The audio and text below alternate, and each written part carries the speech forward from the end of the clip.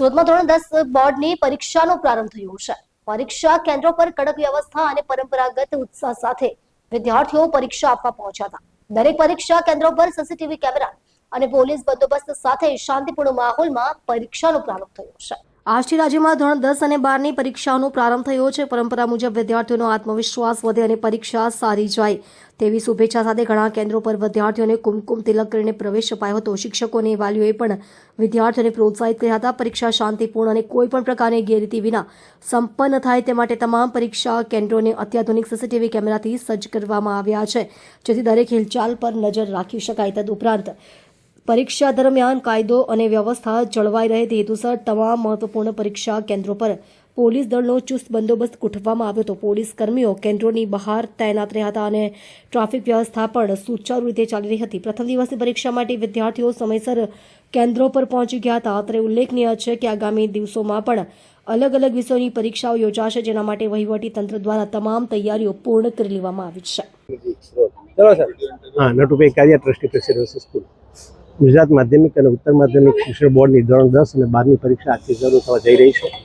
કુલ 15 લાખથી વધુ વિદ્યાર્થીઓ બોર્ડની પરીક્ષા સમગ્ર ગુજરાત રાજ્યમાં આપી રહ્યા છે। એમાં સુરત જિલ્લાની અંદર 1,65,000 વિદ્યાર્થીઓ પરીક્ષા આપે છે, જેમાં 92,280 વિદ્યાર્થીઓ ધોરણ 10માના છે અને તે પૈકી 600 વિદ્યાર્થીઓ પ્રેસિડેન્સી સ્કૂલને ફાળવવામાં આવેલા છે। વિદ્યાર્થીઓને આવકારવા માટે તેમને કુમકુમ તિલક કરી અને તેમને કોલ્ડ ડ્રિંક્સ આપીને હળવા કરીને આવકારવામાં આવ્યા છે। વિદ્યાર્થીઓને કોઈપણ પ્રકારની તકલીફ ન પડે, મુક્ત રીતે પરીક્ષા આપે તેની સુંદર વ્યવસ્થા પ્રેસિડેન્સી સ્કૂલ દ્વારા કરવામાં આવેલી છે અને કોઈપણ પ્રકારની ગેરરીતિ ન થાય તેનું પણ સંપૂર્ણપણે ધ્યાન રાખવામાં આવે છે। દરેકે દરેક ક્લાસરૂમ સીસીટીવી કેમેરાથી સજ્જ કરવામાં આવ્યા છે, જેનું રેકોર્ડિંગ દરરોજનું બોર્ડને એક કેસેટ દ્વારા મોકલવામાં આવશે અને એક પશ્ચાતાપ પેટી પણ રાખવામાં આવેલી છે કે કોઈ પણ વિદ્યાર્થી ભૂલથી પણ કોઈ સાહિત્ય લાવ્યો હોય તો તેમાં મૂકી અને પોતે ટેન્શન મુક્ત થઈ શકે, કોઈ પણ પ્રકારની ગેરરીતિનો અવકાશ ન રહે એની સંપૂર્ણ વ્યવસ્થા રાખવામાં આવેલી છે।